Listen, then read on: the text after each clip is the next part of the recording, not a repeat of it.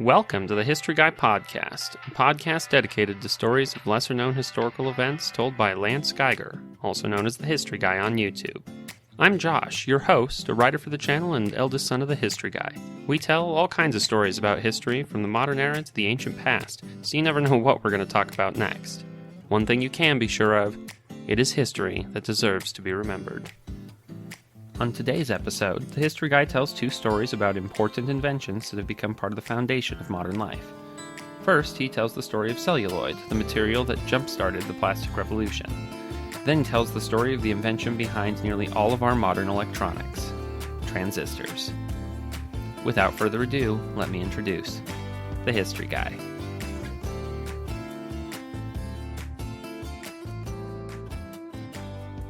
The word plastic is derived from the Greek word for to form or shape.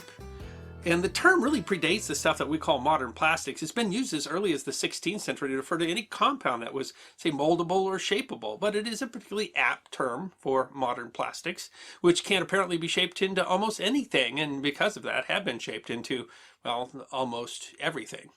We have a very mixed relationship with plastic. The term itself has come to mean fake or cheap, and plastic trash in the environment has become an issue of international concern. But plastic is so related to our modern life, so pervasive, that plastic is practically the definition of modernity. And that material, which can be shaped into almost everything, has shaped us as well, almost from the very beginning. The story of celluloid, the first man-made plastic, is history that deserves to be remembered. Plasticity is a general property of materials that refers to the ability of that material to undergo deformation without breaking. Soil has plasticity, that's why you can leave a footprint. Metal has plasticity, that's why it can be bent. The materials we call plastics have such high plasticity, ability to form them into new shapes, that they become named after the ability. Plastic is moldable polymer. While we think of plastic as the epitome of fake and not naturally derived, the building blocks of plastic are not just rooted in nature, they are fundamental to it. Polymers are so-called macromolecules, very large molecules made up of repeating chains of smaller molecules. The smaller molecules, called monomers, join together in a process called polymerization to create three-dimensional structures that can include thousands of molecules, for example, proteins. Typically, though not exclusively, the backbone of polymers will be carbon, which is strong and stable and well suited to forming molecular bonds. Today we create many forms of artificial polymers, but natural polymers, biopolymers, are central to life itself. Polynucleotides are polymers. That's that stuff that we call DNA.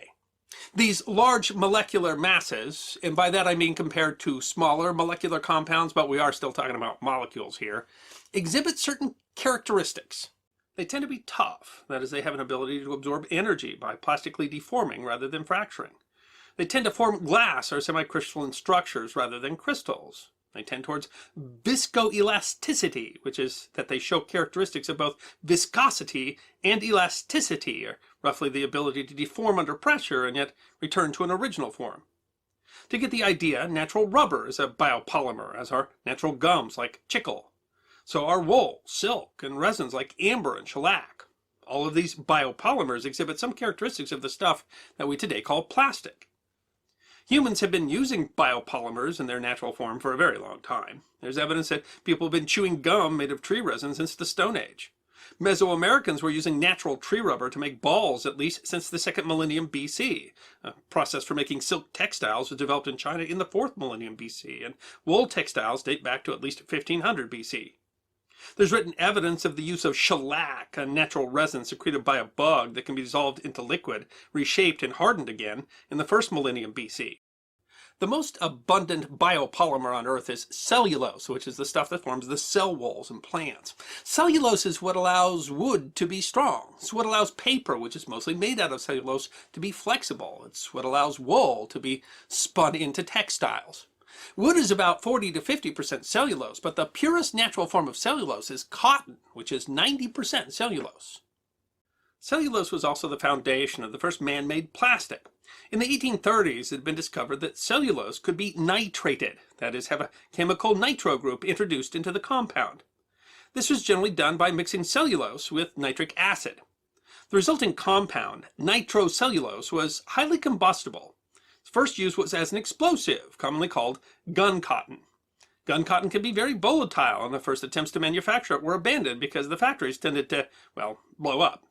Well, gun cotton itself has an interesting history. A prolific inventor from Birmingham named Alexander Parks found a unique use for it. Parks essentially took gun cotton and dissolved it in various solvents and found out that it turned into sort of a viscous substance that could then be poured into a mold. And his first thought was to use that to make waterproof cloth, but it turns out that the compound, which he called parksine, could really be molded into almost anything. Parks took out his first related patent in 1855. He later won a bronze medal for excellence of product in the International Exhibition in London in 1862, exhibiting things like buttons, handles for knives and razors, and decorative cases for daguerreotypes.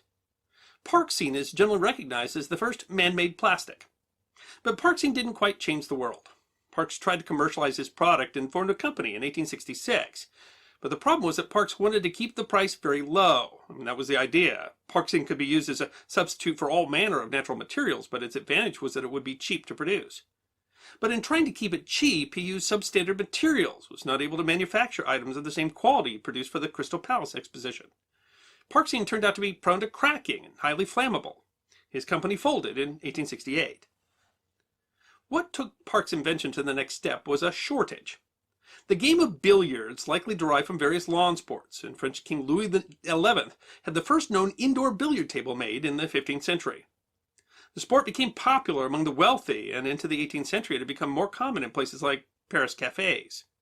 The balls could be made of wood or clay, but the wealthy preferred ivory. The game had grown in popularity, and by the middle 19th century was popular enough in the United States, at least virtually every estate or mansion was expected to have a billiards table, that there was a growing concern about the cost and availability of ivory to meet the demand for billiard balls.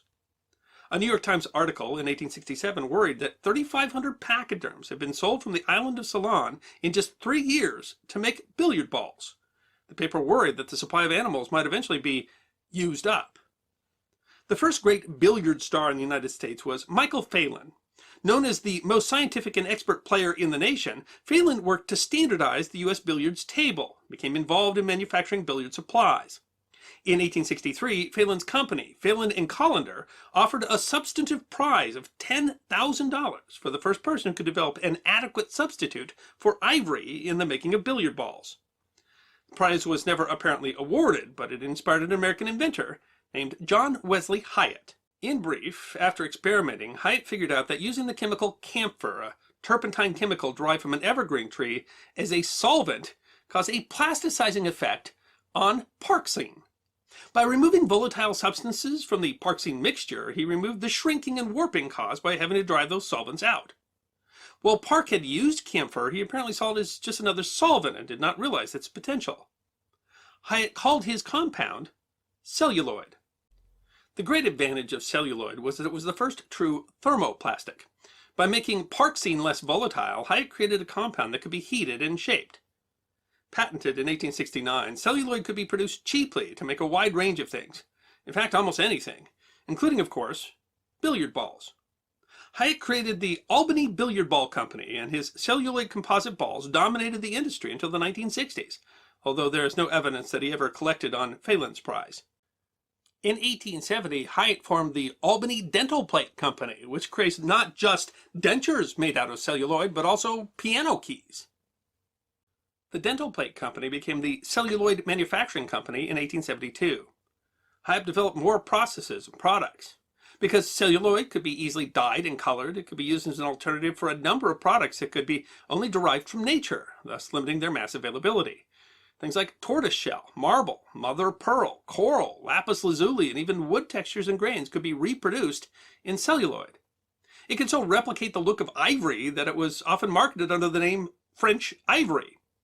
It was used in decorative items like mirror cases and on knife handles. It was used to decorate the fronts of accordions, guitars. Hyatt developed a process called blow molding, which allowed celluloid to be used to make dolls, despite being still relatively flammable. Celluloid dolls are expensive collector items today. If all this seems like knickknacks, it was in reality the growth of the middle class. Plastic made consumer items affordable and available to masses of people looking to enjoy the trappings of new wealth. And in doing so, possibly saved animals like elephants used for ivory and tortoises used for combs from extinction. To show the meaning, mantle clocks were once an important sign of wealth, covered in the rarest and most expensive materials. Using celluloid veneers, fancy mantle clocks could be made to look like the rarest wood grains, covered with the most desired precious and semi-precious materials. Like the dolls, those clocks today are valuable collector pieces. In its day, it meant millions more could enjoy the trappings of prosperity. A surprising example is in clothing. In the latter half of the 19th century, more people were moving from factories and farms to work in offices and stores. Now people had to dress professionally. But it was expensive to keep things like collars and cuffs stiff and clean. Hyatt earned at least 11 different patents for celluloid clothing, using detachable shirt cuffs and collars. Sometimes using a celluloid veneer over white paper, the cuffs and collars would remain stiff, could be cleaned with water. Thus, in rapidly changing times and the development of a new middle class, celluloid literally represented the shift from blue-collar to white-collar work. But by far its most important impact on culture came via another medium. Celluloid and photography were already cousins. Potassium iodide added to liquid gun cotton produced a light-sensitive material that was used to make the first photonegatives on glass plates. That process allowed the reproduction of photos and quickly replaced daguerreotypes. But the next step used celluloid directly, as celluloid's qualities, it was naturally transparent, flexible, and could be very thin, made it the perfect medium to replace the glass and create photographic film. American inventor Hannibal Goodwin patented a process to produce a celluloid film base to be used in Thomas Edison's kinetograph. At the same time, George Eastman developed a practical roll film to be used in personal cameras, creating the Eastman Kodak Company. Goodwin and Eastman would sue each other over patents, but celluloid had allowed both affordable personal photography and practical motion pictures. Both transformed culture in profound ways. As an odd demonstration of the power of celluloid, in the 19-teens, early film star Irene Castle became so popular on film that her hairstyle, the short bob, became so popular that it caused a collapse in the market for one of celluloid's most popular products, the personal comb. Facing a reduced market, one manufacturer of celluloid women's hair products shifted to a new line. Using the newly developed process of injection molding, Sam Foster started producing celluloid sunglasses, first from a Woolworth store on the boardwalk in Atlantic City under the brand name Foster Grant. The popularity of celluloid film drove the development of inexpensive celluloid sunglasses, which were largely featuring movie stars in their marketing. The relationship between humanity and plastic is something that author Susan Frankel describes as a toxic love affair. Celluloid, it created this revolution that it led to the development of all sorts of different kinds of plastics to make virtually everything. And it's not just consumer items that we get from plastic. It led to huge advancements in science and technology. I mean, could we have ever gone to the moon? Could we go to outer space if we didn't have plastic? And it allowed us to stop taking the things we need just directly from nature. I mean, elephants might be extinct today if it weren't for John Wesley Hyatt. But some of the very characteristics of plastic that made it popular, its durability, its longevity, its water impermeability, have now created environmental crises of their own. As much as 12.5 million tons of plastic enter the oceans each year, threatening the entire ecosystem. It takes an estimated 500 years for a plastic diaper to decompose. New research is focusing on biodegradable plastics and the use of microbial species that can dispose of plastic waste, as well as more focus on recycling and eliminating the use of single-use plastics. The age of celluloid is really over. Pretty much everything that used to be made out of celluloid has been replaced by some newer, all man-made plastic that's more stable. Celluloid film always had its risks because it degrades over time and it's very flammable, and so millions of feet of old films rotted away, degraded in their canisters, or burned up in vault fires. Even caused some fires in hospitals because of the film that was used for x-rays. Nitrate film was slowly replaced with acetate film, which was less flammable, more stable, but even all that's being replaced by digital processes today. One of the last great niches for celluloid was ping pong balls. It seemed to have that perfect bounce, but even that era has now come to an end. As of July 1st, 2019, the International Table Tennis Federation gave up the celluloid balls in exchange for polyballs, balls made out of all man-made polymers. You can still find cellulose ping pong balls on the market for traditionalists. Sometimes celluloid is used to make guitar picks, but for the most part, the compound that led us into the future has been relegated to the past. Now's the part of the episode where we get to chat with the history guy. A little bit about what we just heard, what we're going to hear, and some behind-the-scenes stuff you only get to hear about on the podcast. We'd also like to welcome back Betty Jo, my grandmother and mother of the history guy. It's a little wild for me, 30 years old, to even imagine a world without plastic. And I mean, it's been a while, but it's certainly as we got to actually when we passed celluloid, honestly, into different kinds of plastics that, I mean, our lives are filled with plastic. Half of everything in the room that I'm sitting in right now is going to be full of plastic of some kind. Although apparently none of it's celluloid. But it's kind of interesting to think about how these early advances in plastics change the world so completely. Because I think that we don't think of it as happening quite so far back or understand exactly, where plastic originated. Yeah, fits in. Yeah, I'm nigh on 60. I haven't lived in a world that didn't have plenty of plastic, and I've always lived in a world where they take little plastic chips and melt them down and make whatever you want, your TV or your bumpers now in your car. But it is. It's always interesting to see a bit of history and see how that occurs over time. And there's a lot of history in this one. I mean, essentially, the Greeks were using plastics when you talk about using, resin and natural plastics and where the step came from there. The chemistry of it's quite interesting. But we're talking 19th century before we start really seeing it. It's kind of interesting they're talking about using it for frames for daguerreotypes so it is hard to imagine an era. I mean, so much of what we do is made of plastic, and so much of how we are able to live the lives that we live is because of plastic. So it's hard to imagine. I mean, what if we had invented computers and transistors, but we hadn't invented plastic? It seems like it would have been. Would have been difficult because just the volume of plastic that's used in all of that. Yeah, and that means for like standard of living. If you think about it, how many luxury items that would be something that someone in the middle of the 19th century couldn't even imagine that we can buy in an affordable way. I guess less affordable now. Everything goes there now, but that we can buy in an affordable way that before plastic you couldn't have done that. And so it's kind of funny to think about these early plastics were highly flammable and they would dry out and they would break. And now if you can find intact celluloid items, then those are collector items. They're kitsch and they're fancy but at the time it was an absolute revolution to be able to do that. Yeah. Yeah, and it changed. I mean, we think of this, kind of the idea of consumerism and stuff, and I don't know that consumerism as we understand it could exist without plastic. Yeah, you try to think that of shows just the downside. We get so much in plastic now, also true. To the point of disposable plastics too. But so much is made out of plastic, and that it's there so that you can have this standard of living, so that you can do things, so that you can have a computer or a desk, or all the stuff is made out of plastic these days.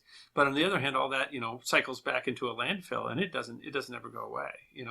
That's the ups and downs of consumerism, and all that means is really encapsulated in plastic. Plastic is the definition of that. From the books you read to the cell phone you can. Imagine the cell phone if we didn't have plastics technology, and that's all.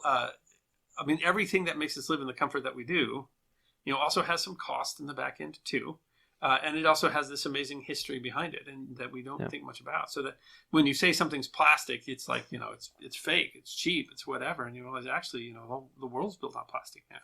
But what also is amazing is the science that it took, and and how people put that together. Mm-hmm. I am just amazed, and every time that I look at something like this and think about the every one of those steps, every one of those people, and they took it to the next step and the next step and the next step.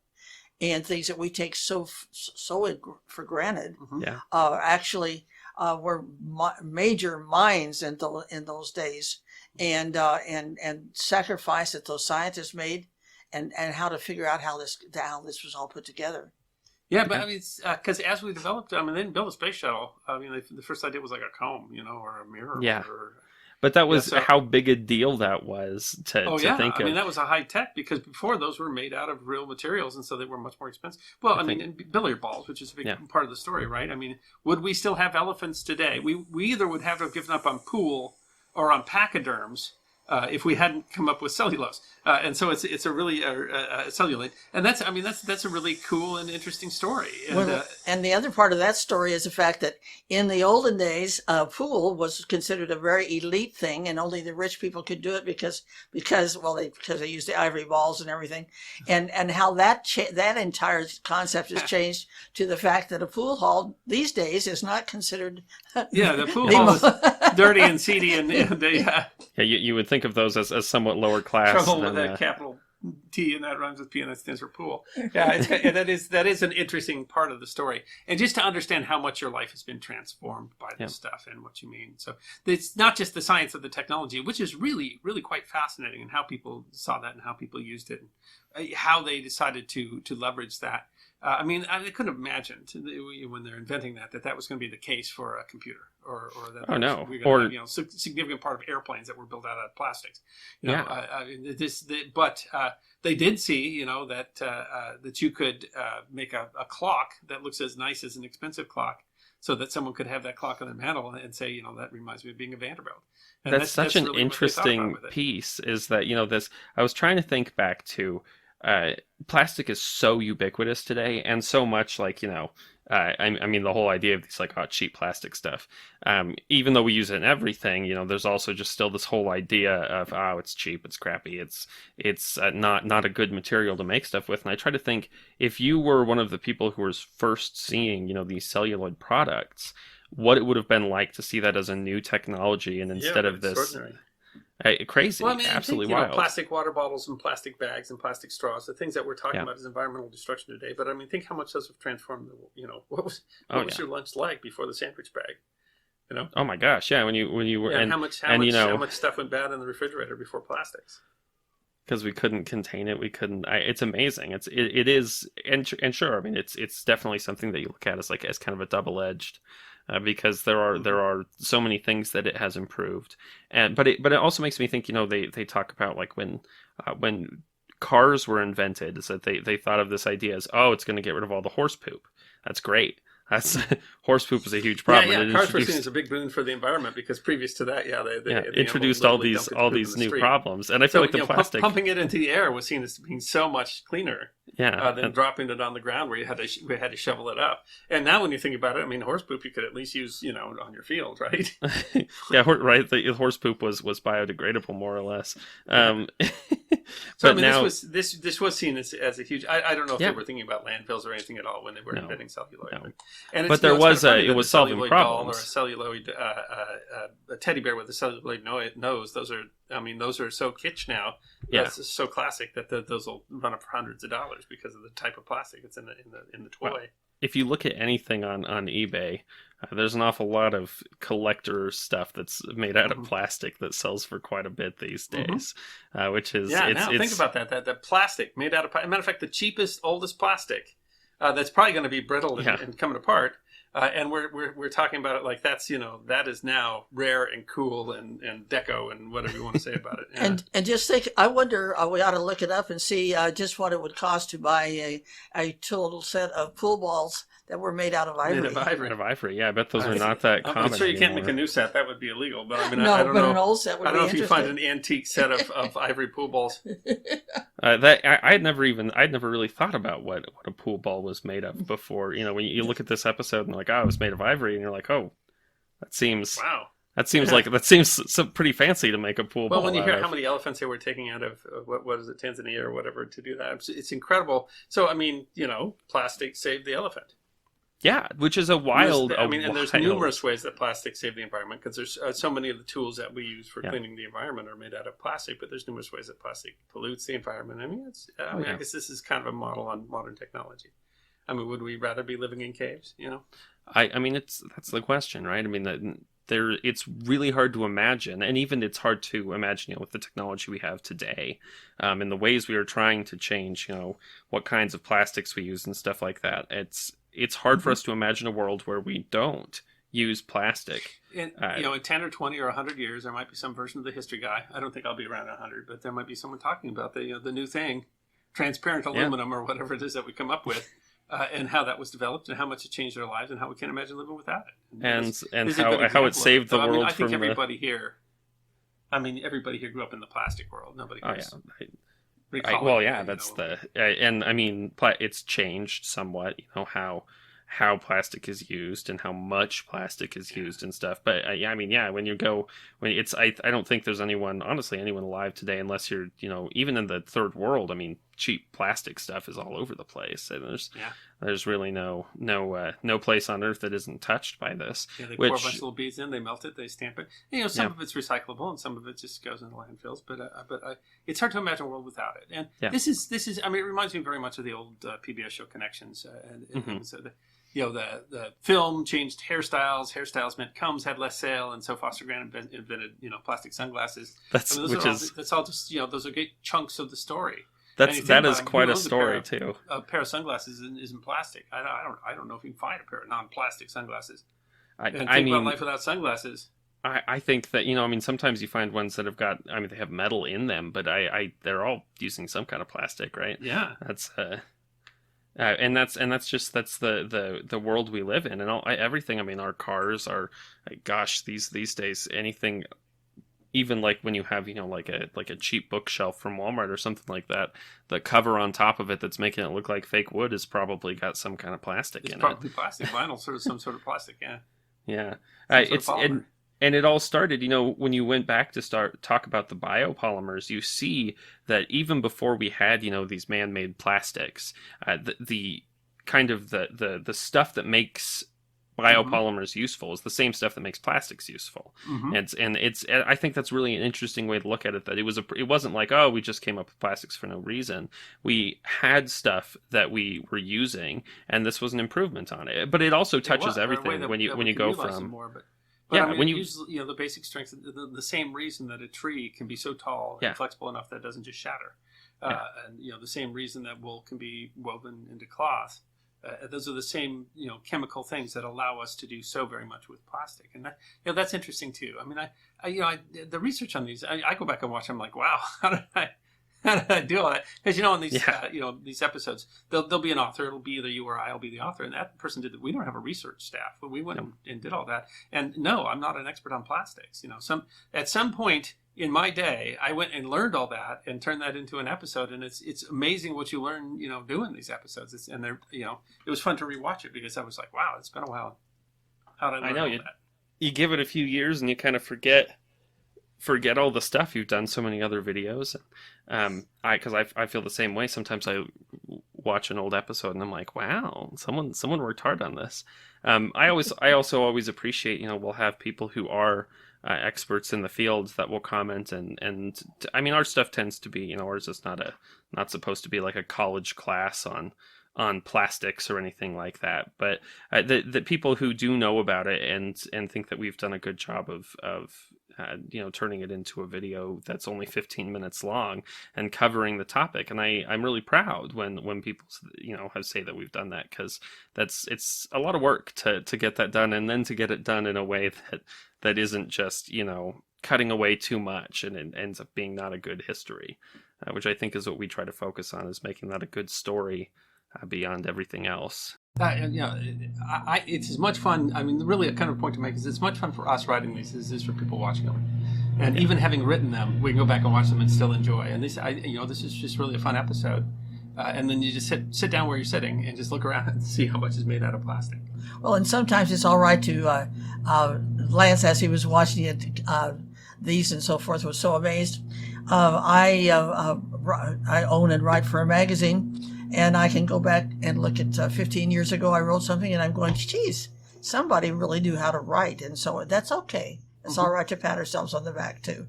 Is that finished? At least a little bit, right? That's the trick is not doing it too much. Right. So if you are a fan of the History Guy and you want to find a place that all of our stuff is in one location, It's well organized. It's easy to move through from topic to topic. We have, I think, over 700 videos now, something like that. Yeah, that's somewhere around there. Yeah. We don't count our episodes, but yeah, all things History Guy, though, all the videos, all the podcasts, everything that you can catch through multiple channels, you can get it all there in the History Guy, and you can literally search by time frame or by geography or whatever you want to do to find it. So it's the very best way to really see everything that's going on with a History Guy without having to try to say pick through a YouTube algorithm or something like that. So, and there's opportunities there, I have to mention, where you can buy our merchandise. There's opportunities there where you can donate to the History Guy, and it's a great place to go. The newest videos will all pop up there too. The new podcasts will pop up there. So it's thehistoryguy.com, and it's that easy, and it's all things History Guy. That's the place where it's all centralized there. I mean, everything there somewhere else, but you can get it all in one place. Next up, the History Guy tells the story of transistors. Electronic communication, the ability to send a message across vast distances virtually instantaneously, transformed human culture. Some people consider Samuel Finley Breese Morse, an American inventor, to be the father of electronic communication with the invention of the telegraph. And to give just a brief example of how powerful that communication can be, some people argue today that the timing of that invention played a critical role in the timing of the American Civil War. The argument is that instantaneous communication, or the fact that speeches given by different people across the country could be sent by telegraph and printed in newspapers the next day, started to break down trust between factions and break down the alliances that had prevented disagreements from turning into fractures. The argument isn't that the telegraph caused the Civil War. The argument is that the telegraph broke down the system that had to that point prevented the Civil War.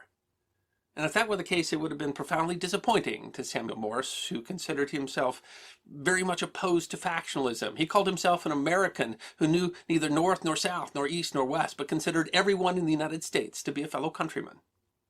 Still, you can't say that Samuel F.B. Morse did not recognize the potential of his invention.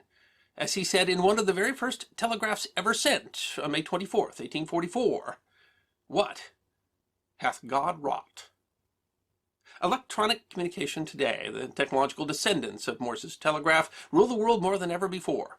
And December 23rd represents an important date in the development of that technology. In fact, some people argue that a small demonstration in Bell Laboratories on December 23rd, 1947, is one of the single most important events in human history. And the developments that took us to that seminal date deserve to be remembered. Samuel Morse and the telegraph are a prime example of the powerful effect that invention can have on history. And this is even more clear if you understand his specific role in one of the key advancements of the modern age. Morse was not the first to recognize that an open and closed circuit could be used for communication. He wasn't even the first to build one. There are several inventors who can claim to have invented the telegraph ahead of Samuel Morse. But Morse, with a couple of collaborators, made two vital contributions that gave him claim to the title as the father of electronic communication. First, with the help of chemistry professor Leonard Gale, he invented the relay. The relay addresses a fundamental problem with electronic communication, that the signal degrades with distance. That limit meant that telegraphs were limited to a fairly short range, not devices that could communicate around the world. The solution that Morse and Gale designed, the relay, works as a repeater. They refresh the signal coming in from one circuit by transmitting it on another. Relays, not much changed, are still used in many settings today. Secondly, working with machinist Alfred Vail, Morse developed Morse code, the ability to use simple open and closed circuits and just two signals, a dot and a dash, to communicate language, thus making the telegraph a practical means of communication. These two developments, the ability to amplify a signal so that it can be heard and the ability to turn the simplest electronic signal into communication, weren't just keys to making a practical telegraph. They were keys to the development of the modern world. As with the development of telegraphy, the development of wireless telegraphy can be attributed to many inventors, notably Guglielmo Marconi. Marconi developed the first practical operating radio transmitters and receivers in 1894 and was able to make great strides in the effective distance of wireless telegraphy through his understanding of antennas, defined in Marconi's law. But Marconi's radios had significant limits. The receiver was only powered by the power that reached the antenna. Thus, antennas had to be massive, and transmitters had to use huge amounts of power. And still, no matter the antenna, the signal was weak. A Marconi radio required headsets to hear, and the receiver only heard dots and dashes using Morse's code. While wireless telegraphy had important applications, particularly the ability to transmit to ships at sea, wireless telegraphy lacked a critical component. It did not have a version of Morse's relay. To truly change the world, it needed amplification. Like telegraphy, the answer to the problem of amplification can be attributed to many inventors, but the one most commonly attributed with the key invention was Lee de Forest. De Forest's contribution was the invention of the audion, which was the first triode in 1906. Interestingly, de Forest did not invent the audion with the idea of amplification. It was built as a radio receiver. The audion uses a vacuum tube, although de Forest's early audion still had residual gas in the tube. The audion included 3 electrodes, or electrical conductors, a heated filament, a grid, and a plate. The gas in the tube would be heated, creating electrical current that was affected by radio waves. When the tube was subjected to radio waves, those would close a circuit which could be heard via headphones. While de Forest had invented a new form of radio receiver which he could market without patent disputes, he did not at the time realize its most important potential. The audion produced gain. Since the headphones could be hooked to a battery, the audion did not, like other receivers, rely entirely on the power that reached the antenna from the transmitter. The audion could use a lower power radio wave to direct a higher power stream of electricity. The signal was amplified. That meant that a signal from a weak transmitter could be heard over a much greater distance.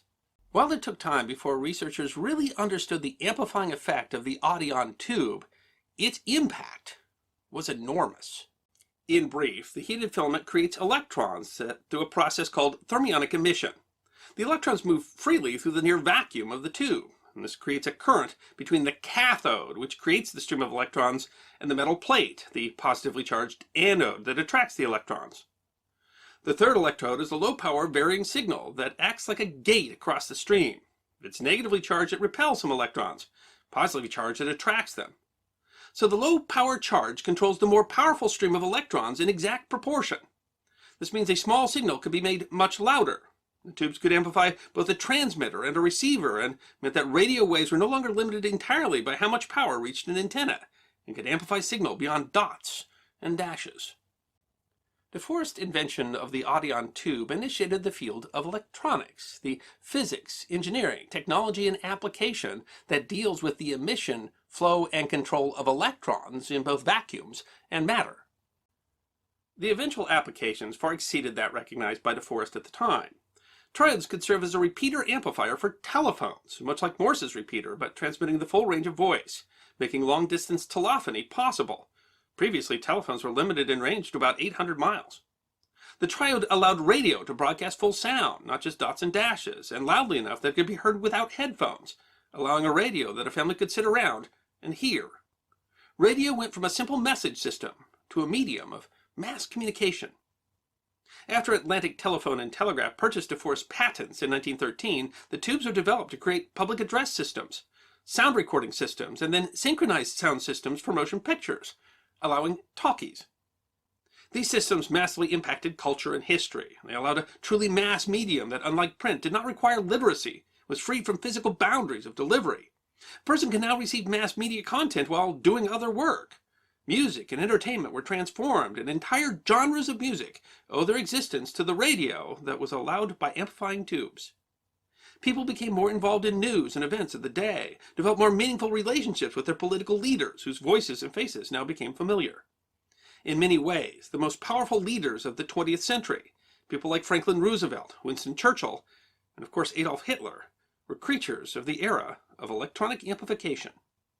But applications for these amplifying tubes went beyond communication. The first computers, machines that can be instructed to carry out sequences of arithmetic or logical operations, were mechanical. These computers used disks, gears, or pulleys, and the calculations were derived from the mechanical process. Such computers go back to antiquity, for example the abacus, a calculating device that may date back more than 4,000 years. Mechanical computers capable of more complex mathematical calculations that could be programmed, for example English mathematician Charles Babbage's difference engine, were developed in the 19th century. Mechanical computers were enhanced by early electronics, using electrical relays to turn the mechanical levers, increase speed, and decrease size, creating marvels, like the U.S. Navy's torpedo data computer, used on Second World War submarines, and which could do advanced trigonometrical calculations needed to determine torpedo firing solutions. In fact, what many consider to be the first modern computer, the Z3, built by German inventor Konrad Zuse in 1941, was electromechanical. Zuse's machine used telephone relays and was the first to define a code based on a switch being turned off and on, rather than purely mechanical aspects like gear sizes, thus making it a digital as opposed to the earlier analog computers. Thus, Samuel Morse's relay became the basis for the language used to program virtually all digital computers. Binary, the use of just two signals, just like the telegraph's dot and dash, to create an infinitely complex message. If you understand how the telephone relays worked in Zuse's Z3 and how the Audion tube by De Forest worked, then you see the potential.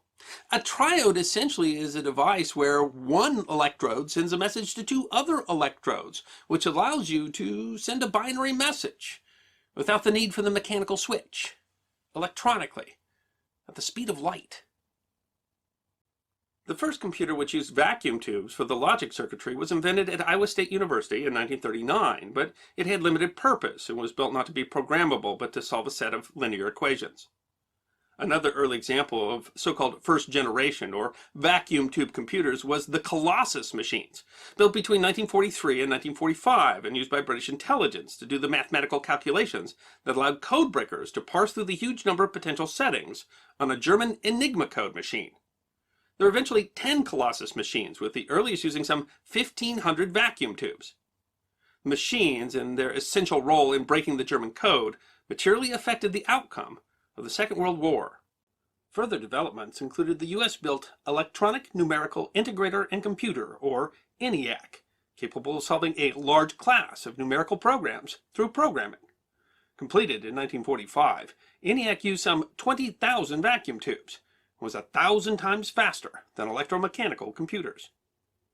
But vacuum tubes are, of course, relatively large and fragile. Tubes take time to warm up and require large amounts of electrical energy and thus produce large amounts of heat. Despite being marvels of their age, they require large rooms to be able to do what, by today's standards, were very few calculations. Which is how we get to the importance of December 23rd. In 1923, Polish-American inventor Julius Lilienfeld patented a method and apparatus for controlling electric current. The idea was a solid-state device that used an electric field to control the flow of current using semiconductive materials. Semiconductive materials are materials whose electrical conductivity sits in between a conductor and an insulator. For such materials, their resistance falls as their temperature rises. Since the electrical properties of these materials can be affected by electrical fields, they could work both as an amplifier and as a switch, much like De Forest's Audion tubes. But they would be smaller, less fragile, and require smaller amounts of energy. Despite the promise of his idea, the quality and purity of the available semiconductors at the time was insufficient for Lilienfeld to produce a working version, and the patent went largely unnoticed. Following the Second World War, Bell Labs in Manhattan formed a group dedicated to finding a solid-state alternative to the vacuum tube. Like Lilienfeld, they had trouble producing a working version until they came upon the idea of working with the semiconductor's surface state rather than an external electrical field. In 1947, the team of physicists John Bardeen, Walter Brattain, and William Shockley managed to create a working device that used two foil leads to disrupt the surface state across the semiconductor germanium. A small charge in one gold lead would change the resistance of the germanium, changing the electron flow. In fact, the charge in the second contact was larger than the change in the first. Thus, the device operated as an amplifier. Another team member, John Robinson Pierce, created a name for the new device. As vacuum tubes relied on transconductance, the new device worked by transresistance. A device that used transresistance was thus called a transistor. They first demonstrated the working device to colleagues on December 23, 1947, and that date has become enshrined as the birthday of the transistor. The magazine Computer World described the importance of this date. The transistor, they argued in 2007, is the most important invention of the 20th century.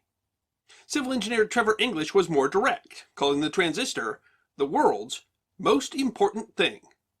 For their discovery, Shockley, Bardeen, and Bratton were awarded the 1956 Nobel Prize in Physics.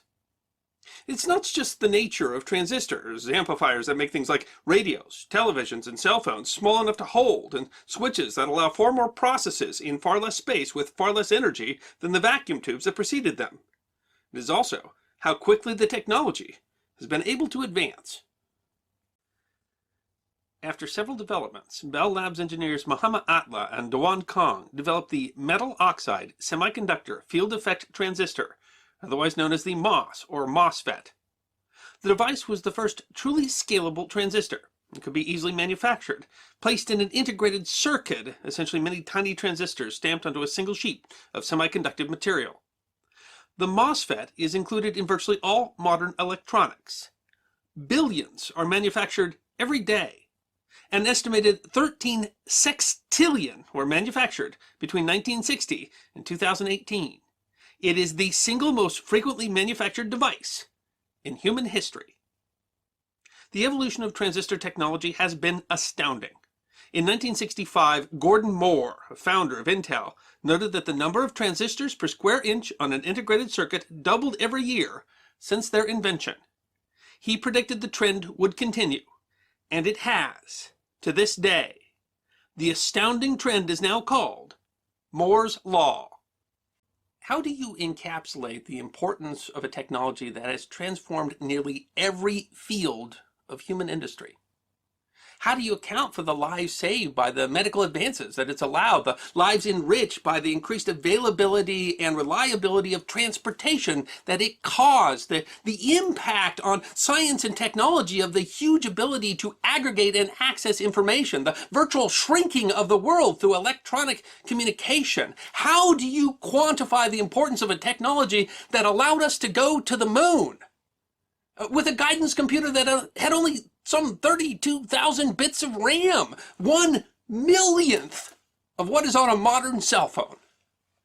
How can you express the importance of a technology that takes the computational power of the Colossus that helped to win the Second World War and places it on the point, not the head, the point of a pin?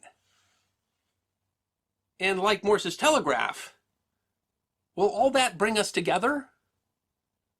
Or will it tear us apart?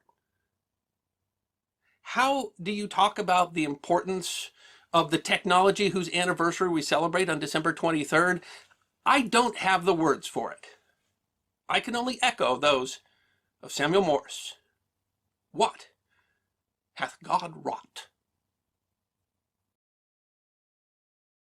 So both of these episodes are talking about things that I think that we totally take for granted today, and that we don't necessarily think a lot about, and yet they are foundational to almost everything we do in our lives today. I mean, every person, or close to every person on Earth, is going to be using a transistor in some way, and you almost can't avoid them. The most manufactured item in human history.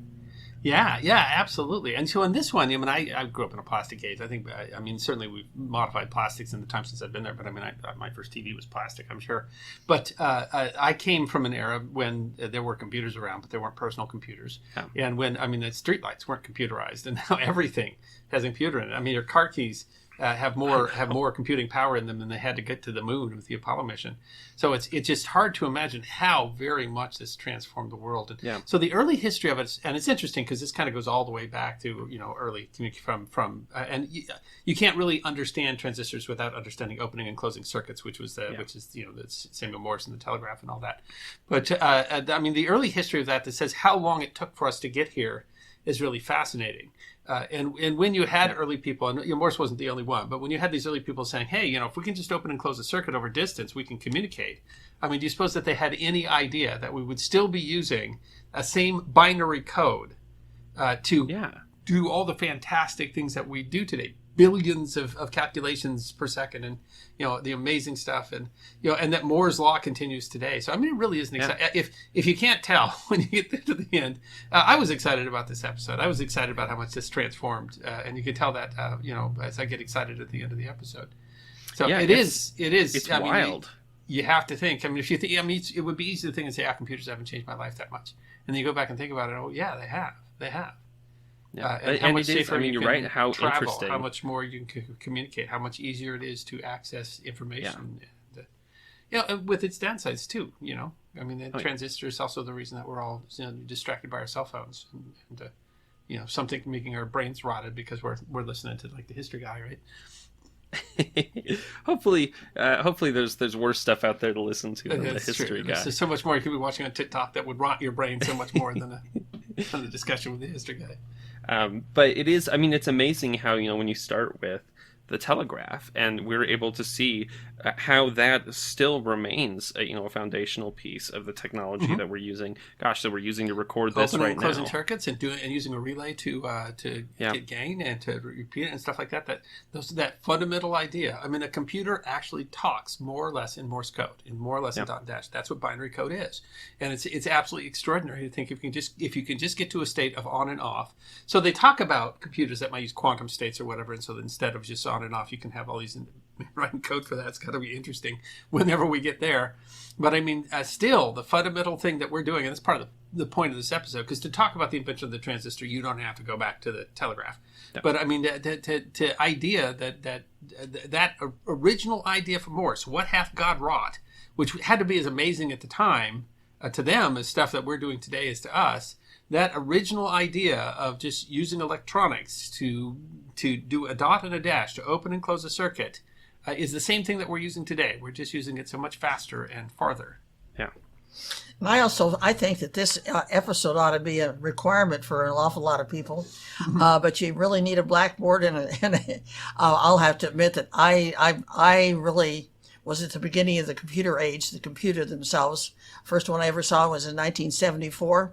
It was actually in a penthouse in Milwaukee, and they had mattresses over the windows because it was that secret. It was the first time that the System 32 with 13 meg had been introduced, and I was going to be one of the people that learned how to write on it.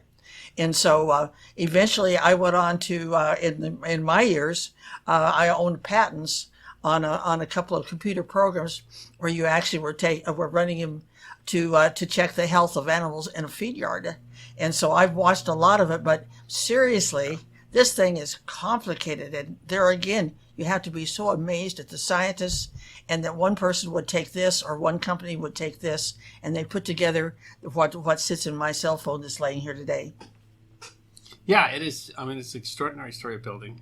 But yeah, even for a computer pioneer, I mean, it can be hard to follow exactly what's going on. This is another one we've had a lot of technicians look at it and generally tell us that we've done a really good job here because I'm not a technician at all. And I mean, it's not every episode. I mean, there's a mistake every episode. It's, Navajo rugs, they say they always weave a mistake in there so the evil spirits can escape. So, I mean, they get out of every episode and someone's going to mention it. But I mean, I think I still have people saying, wow, this is a really great overview of what you're doing. I guess if I could toot my own horn there, which I could actually do with an electronic horn now because of transistors. But it's another one, too, that it was just a lot of fun to watch, to remember all the pieces and how they work together. And of course, every chunk of it, the other thing that's interesting is every chunk of it, there's someone else that can claim that they had done that. I mean, that they invented it. So we come up with names, like Lita Forrest or Zworkin or Morse. And there's always going to be a dozen other people who could claim credit for it. There's just part of the history is who ends up kind of getting the credit for something that kind of built over time. But I mean, the plastics which we talked about. I mean, if you were a Roman or a Greek, you'd say, "Oh, this is pretty cool," because you were making your stuff out of natural plastics before. But transistors. If you were in the 19th century, you could not even vaguely imagine what this was going to mean. Yeah. If in 1900, no one could imagine the world and how it would change from transistors. And which are really, well, I mean, one of the things I think this episode does really, really well is shows you how difficult it is to go from one idea, they start with the we start with just having enough to get a relay on the telegraphs, and then we move into how we're going to be able to send the same information, but we're going to send it over the airwaves, which was a huge change. But then we need a relay for that, and so you get the audion, and I mean it's each step was a big one that someone had to figure out, and then we get all the way. I mean, I think a lot of people, I don't know, didn't know that much about electronics. I didn't really realize that the transistor is very similar. Well, it's doing the same thing that a vacuum tube was doing, and that's the basis. And that's it's giving you gain. It's increasing the power, but it is literally just an on or off. Yeah, it's crazy. It's changing the surface state of the superconductor, isn't it? So it is still just a way of saying dot or dash. Yeah, and now we can turn that into. We have manufactured more of those than any other thing.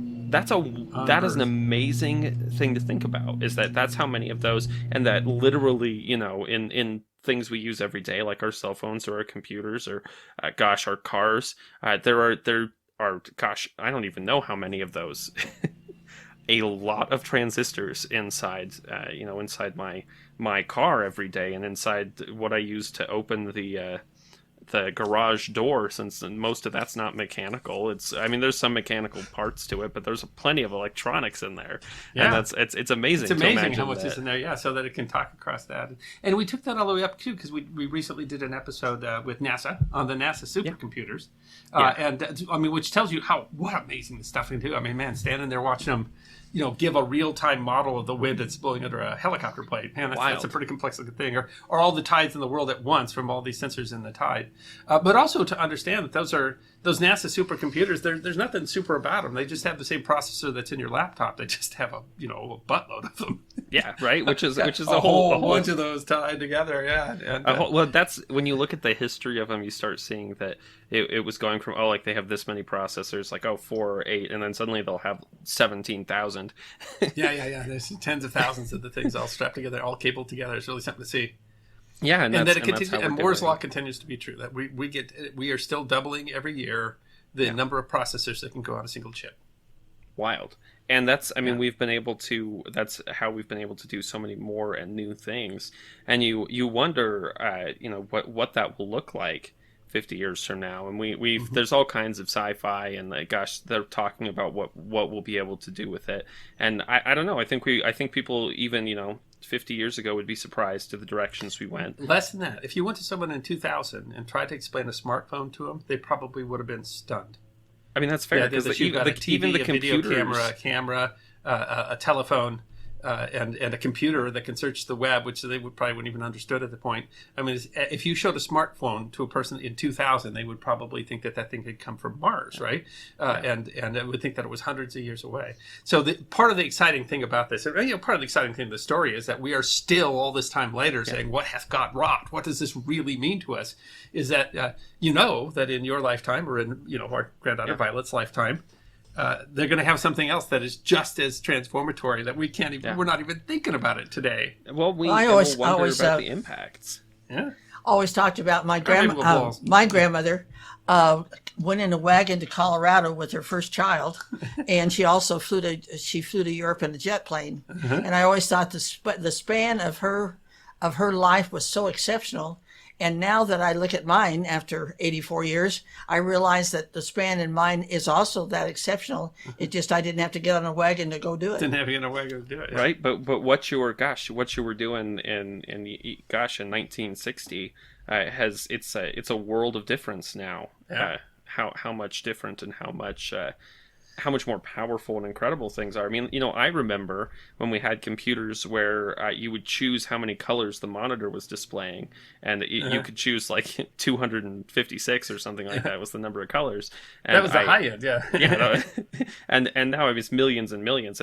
You don't go control a setting that tells you how many colors you've got. It's we've moved beyond that, and that is a comparably extremely short time. And think how big your monitor used to be.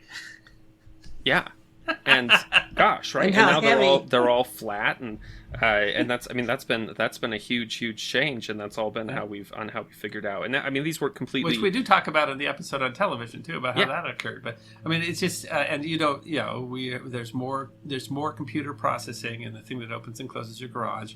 In your coffee maker, there's probably more computer processing than they used to go to the moon. That is the Voyager, which is the space that it's gone farther in space than any other man-made object, and its computing power is nothing. I mean, not compared to your cell phone. It's nothing compared to your car keys. Yeah, which is really wild to think about, and it shows just how how much this how we've advanced, and how that's I guess trickled down kind of, is that it starts with that was cutting edge when they made it, and now it's the thing that you use to and it unlock drives your car. history. I mean, right, the way that we act now is completely different because of this technology. History is different, or our future is not. History is the same. History doesn't change, but our future is completely transformed. Yeah. So that when we look back at it as history, it's something we can't even imagine. But on the other hand, it's affected by history too. And, for example, the Second World War dramatically affected developments, but also prevented development. You might have had the transistor ahead of 10 years earlier if it weren't for the Second World War. So it's also, I mean, it's not just that the history of technology is that technology is history. It drives history, and history drives it. And this is a really good episode to see how that works. And how do you, I was saying at the end, how do you even possibly encapsulate what all this means to you? And it's at a point, it overwhelms, because it is, it's just completely transformed the world. You can see it as a step in human evolution, in that our change in abilities, owing to the transistor, are much more radical than our change of abilities that came, if we evolved from a Neanderthal, right? I mean, the amount of transformation in that period of time is more than anything you would see in what you would describe as physical evolution.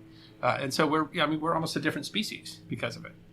Everything is different. I mean, we're at a point where if you brought someone from ancient times here, it's not just that they would be shocked. They wouldn't even have a frame of reference for most of it.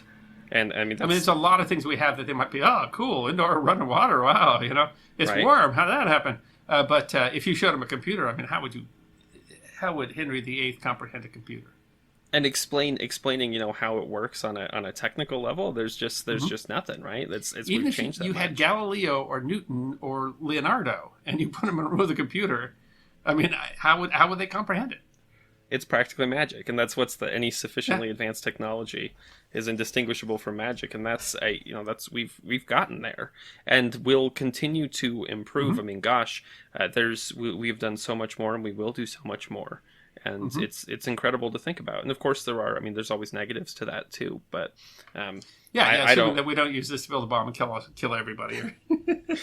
And that's quite apart from whether we think again, that for like that social too, media we've had all these things that we've developed that could have destroyed humanity. We talk about AI now as a fear and all sorts of stuff, and are the Terminators going to show up, or is it going to be a zombie apocalypse? But the bottom line is, we have gone through all this sort of change in the past, and despite all the risks that could come from that, we managed. We managed as a species to keep it, at least, keep the river within its borders.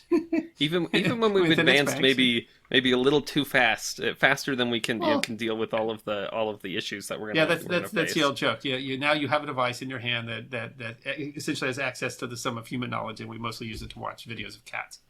But and listen to the history guy. And listen to the history guy, which we have a video about cats. Do both at once.